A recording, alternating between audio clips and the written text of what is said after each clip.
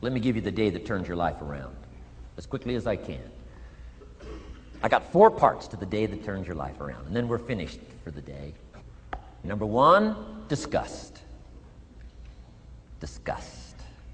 Disgust is a negative emotion, but it can have a very positive, powerful effect. Disgust says, I've had it. What an important day that could be. I've had it. Wow.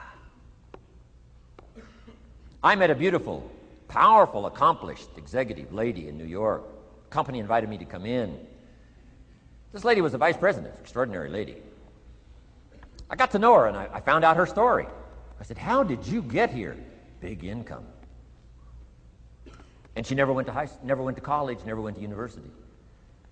I said, how did you get here? Executive, powerful, income. She said, well, let me tell you part of the scenario. She said, when I was a young mother a few years ago,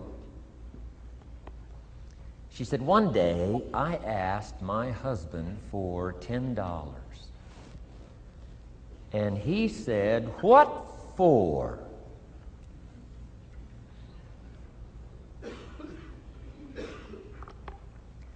She said, before that day was over, I decided I would never, ever ask again.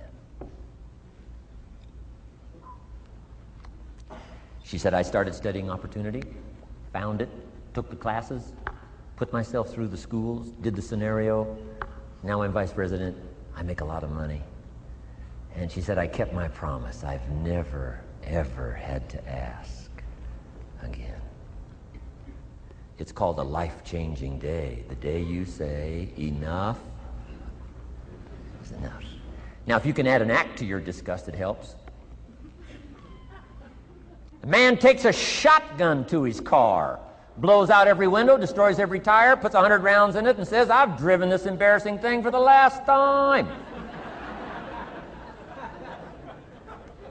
And then he saves it. He saves it. And later when somebody says, how did you become rich and powerful? He says, let me show you this car. One day I'd had it up to here, I blew it to smithereens. Enough is enough. Powerful. Here's the last 3. Next is decision. Decision making is a life-changing day. If you went home today and in the next few days cleaned up a list of decisions, it could furnish enough inspiration for the next 5 years, 10 years. What an inspiring day, the day you can bring yourself to decide.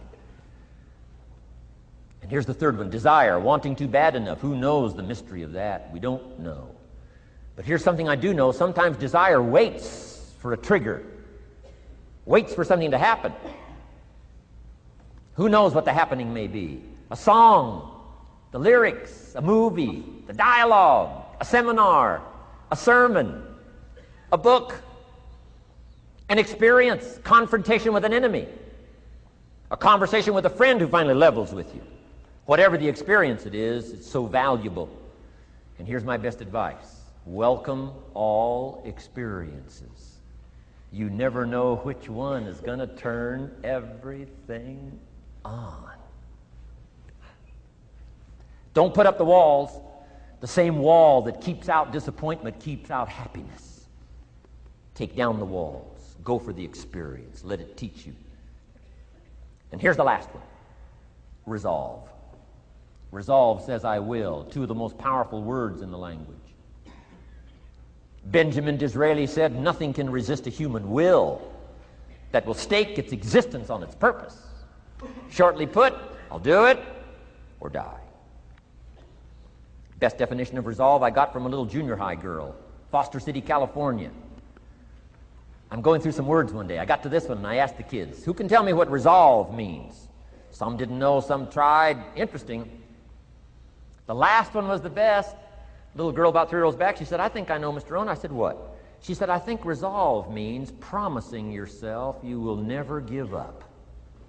I said, that's the best I've ever heard.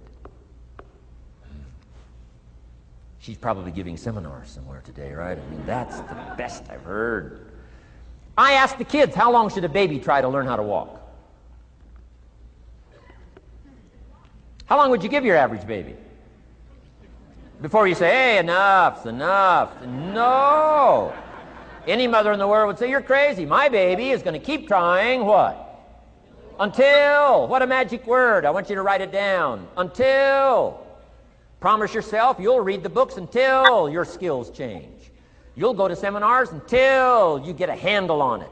You'll listen to it until it makes sense.